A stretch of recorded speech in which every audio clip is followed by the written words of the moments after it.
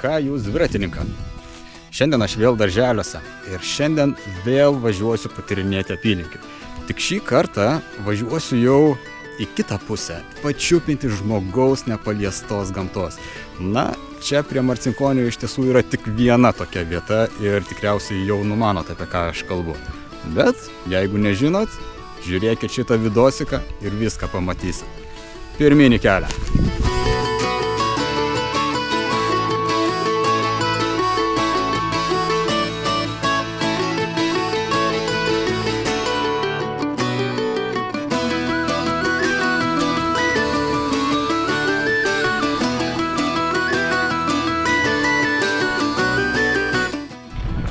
Ką tik stirną mačiau.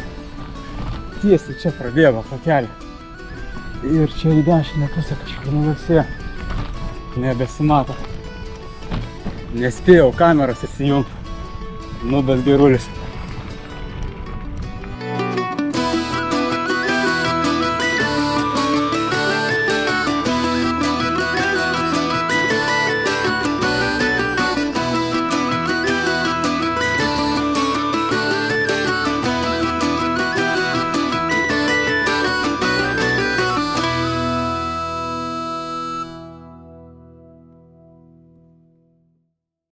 Nu kągi, Kamutas kaip visada siurprizų pateikia visokių.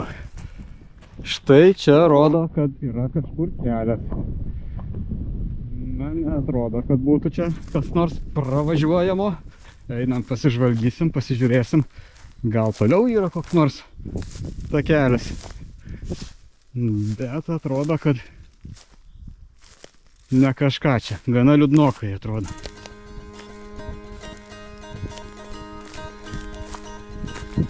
Kaip gyvenuotikė. Nežinau, ar čia panašu į kelią. Pabandom palipti aukščiau.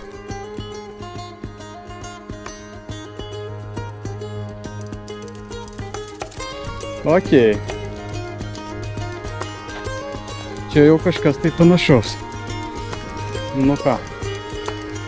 Reikia bandyti turbūt persitempti dviratį.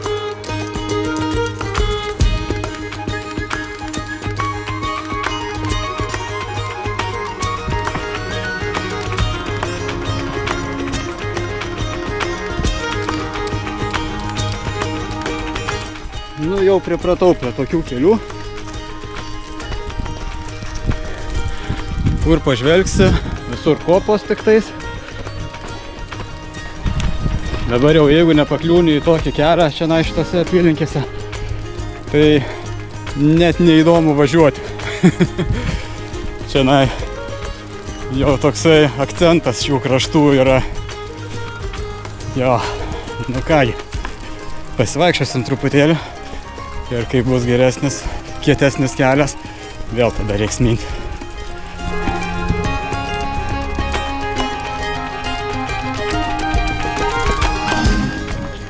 Kai prie jūros, klausykite, gal ten už šitų kopų pasimatys jūra? Nup. Niekaip.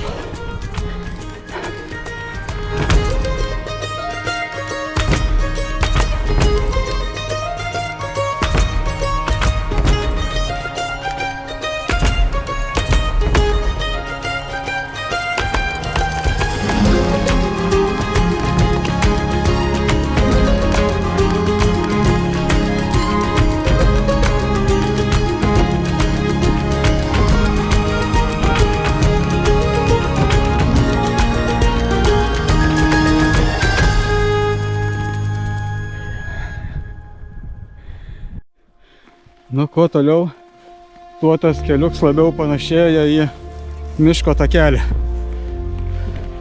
Bet jau esu labai netoli tikslo.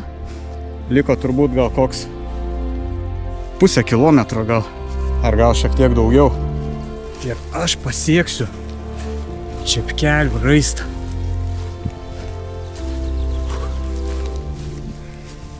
Na, aš aišku tikiuosi, kad tenai prie Čepkelių raisto bus koks nors geresnis kelias. Nes tokiu taku eiti turbūt ne kažką. Užtrukčiau pakankamai ilgai, o norisi dar šiandien kaip ir namo grįžti. Nu, žiūrėsim. Nu kągi. Dar vienas kalnas priečia. Pirmin, šturmuojam. Pirmin ar suoliai.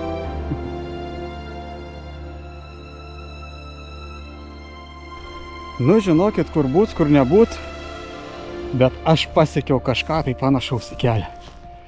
Kaip aš džiaugiuosi iš tikrųjų jį matydamas. Na va, privažiavau kryžkelę ir matau kažkokie tai ženklai pastatyti. Tai reikia pasižiūrėti, kas ten parašyta. Va, o kaip gerai. Chebrytė, žiūrėkit, ką privažiavau. Ar matot, rodiklė, dviratis nupieštas. Vadinasi, aš teisingu taku važiuoju. O čia, pasižiūrėkit, aš pasiekiau savo tikslą. Čepkelių valstybinis gamtinis rezervatas. Lankymasis draudžiamas, mes ir nesilankysim tenai. Tiksliau lankysimės, bet tik tais tose vietose, kur galima lankytis. O dabar pavažiuosime šituo keliu. Turbūt apie 1,5 kilometro ir tenai bus mano pirmas Čepkelių raisto apžvalgos punktas.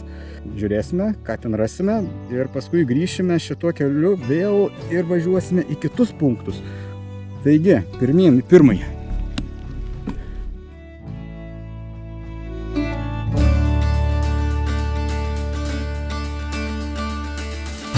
Ką tik važiuodamas keliu išgąsdinau kažkokį tais didelį paukštį. Ten panašus turbūt netgi į kokį gal kurtinį, toks raibas, net nežinau iš tikrųjų, kas ten per paukštis šakės, net nežinau, ir jis ar aš labiau užsigandau. Nu va, atvažiavau ten, kur teoriškai turėčiau pasukti. Jo, bet dėja, ženkliukas stovi, kad lankymasis yra draudžiamas, tai šituo keliu tikrai nevažiuosim. Patyrinėjau šiek tiek žemėlapį, pagalvojau, gal toliau pabandyti šito pačiu keliu važiuoti, bet pasirodo, kad šis keliuks vingiuoja palei Čepkelių raisto kraštą, nepriartėja prie jo ir paskui nusuka visiškai į kitą pusę galiausiai. Tai visgi laikytis reikia tada mano pirminio plano. Važiuosime į antrą punktą ir bandysime laimę tenai.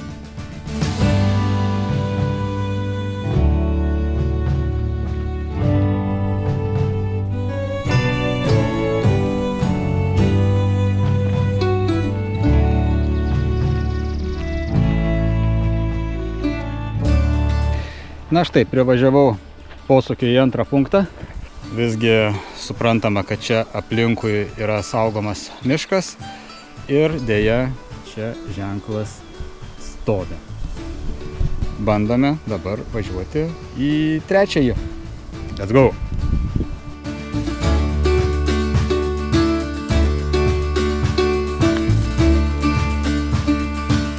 Apa, pašto dėžutė.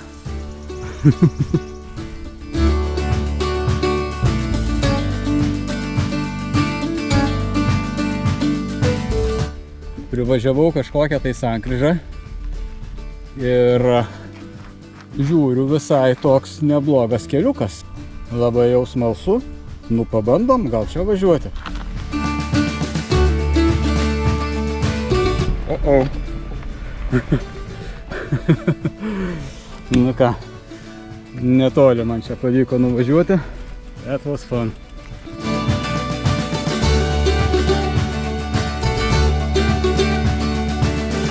Pusę kilometro liko iki trečio punkto. Let's go!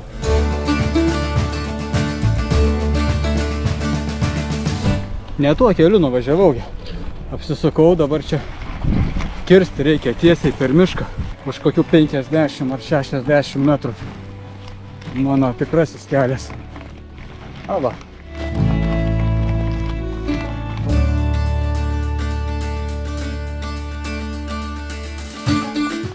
Na va, vėl pasirodė ženklai, kad Čepkelių valstybinis gamtinis rezervatas ir lankytis draudžiama.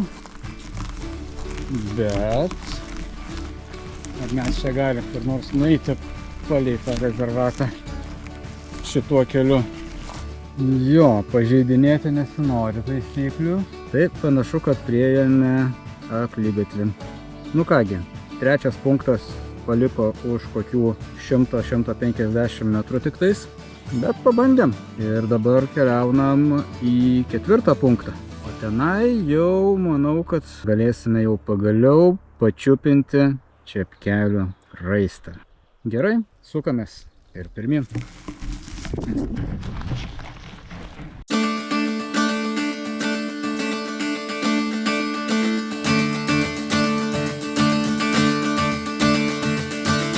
Dažnas turbūt manęs gali paklausti, o tai kokia prasmė trainioti su dviračiu po miškus, bekelę tampytis jį kažkur tais. Bet, o tai kur įdomumas yra važinėti jau žinomais pravažinėtais takais? Čia atrandi vis naujų vietų, pamatai tai, ko dar nesi matęs.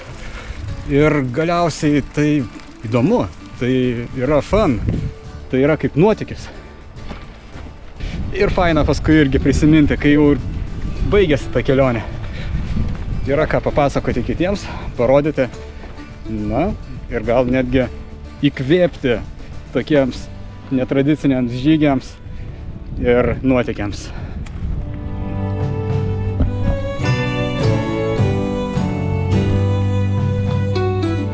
Taip, ir ką mes šiandien turime? Turime keletą rodiklių. Susukėm, pažiūrėkim. Žiūrėkit, taip. Va. Čepkelių raisto mokomasis takas, 1 kilometras. Liuks. Štai šito aš ir ieškojau. Ir pabandykime ten pavažiuoti.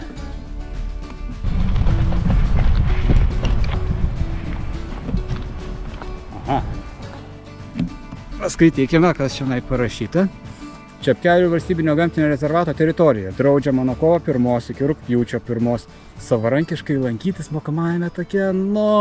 Rezervate galima lankytis tik lydint Dzūkijos nacionalinio parko ir Čepkelių valstybinio gamtinio rezervato direkcijos specialistui. Okei. Nu kągi. O jeigu mes imsime ir pabandysim paskambinti šito numeriu ir paklausim, ar galima būtų nuvažiuoti, apžiūrėti, ar negalima. Taip ir padarom.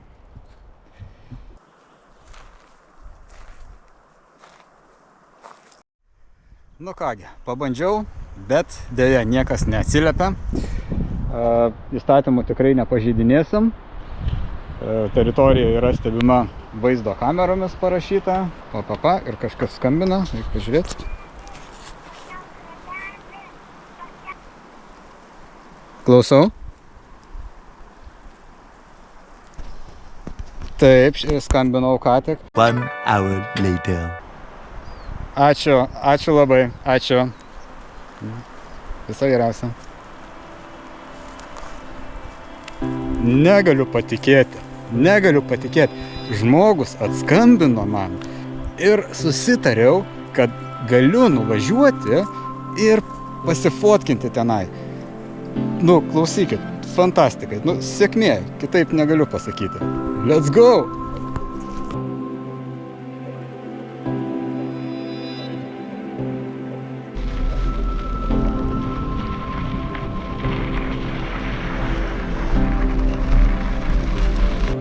Tako ilgis 1,5 km ir nuo šitos štai vietos eisim ratuku ir grįšime vėl į šitą pačią vietą.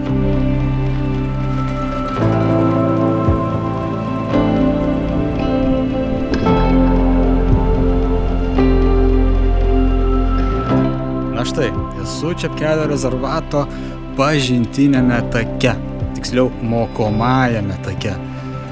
Na ir pasidairykime.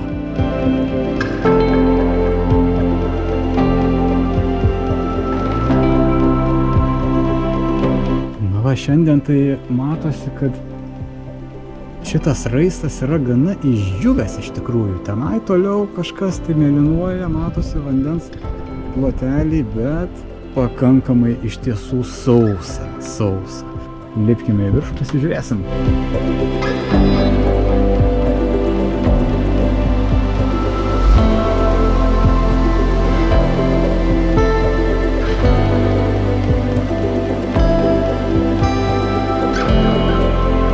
Žiauriai gerai.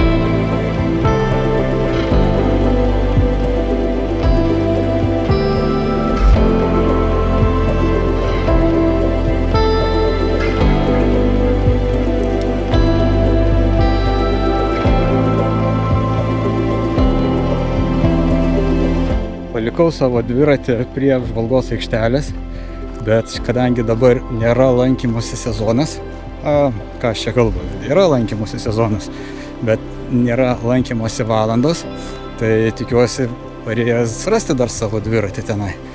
Na, o aš tuo tarpu tikrai negaliu praleisti progos ir nepasižvalgyti čia po šitą pažintinį taką.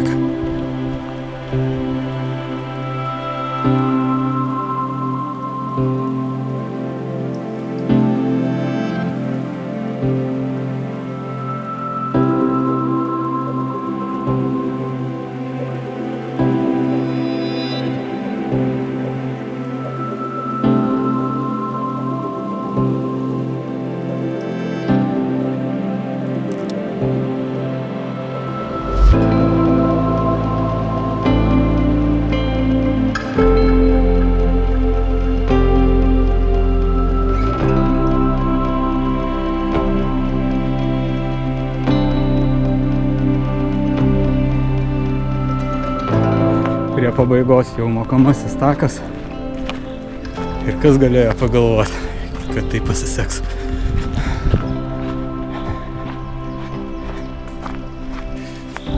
Štai matosi tenai apžvalgos bokštas, apėjau ratuką ir dabar eisiu pasižiūrėti, ar dar dviratis tebestovi.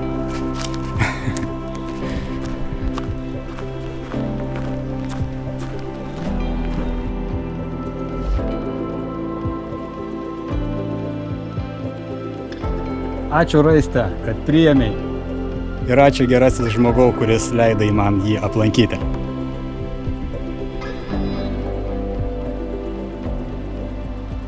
Na štai, apėjau taką. Iki šiol dar negaliu patikėti, kad taip pasisekė, nerealiai. Nu ir ką, pagrindinis tikslas šio žygio, aš manau, jau įvykdytas. Dabar liko tik tais grietinėlė ar vyšnelė ant viršaus, pasibaigti šitą žygį ir galbūt dar kažką tai įdomaus pamatyti. Yes, nerealiai.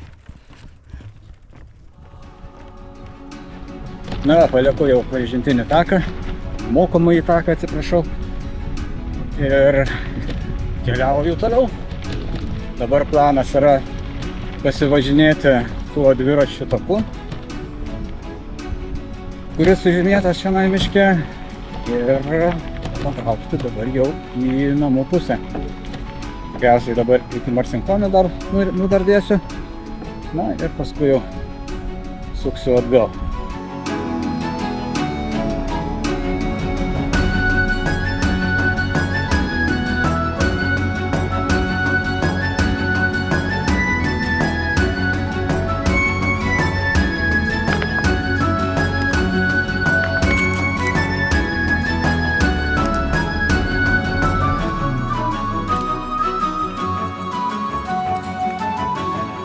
Nerealiai.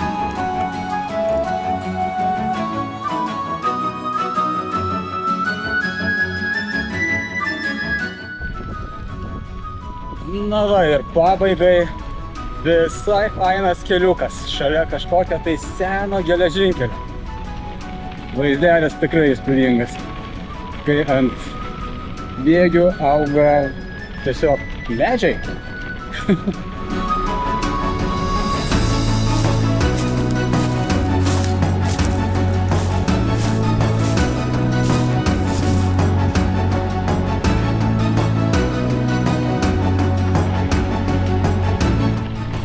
Jep, vis dar bėgiai. Įdomu bus gal ir stotis.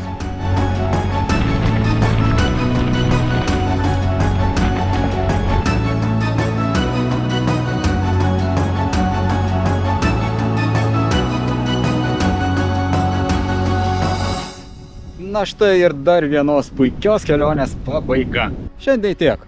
Jei patiko mano kelionė, paspausk like po šito vidosiku. Paspausk subscribe, kad nepraleistum kitų mano kelionių. Ir nesakau ate, sakau iki pasimatymo.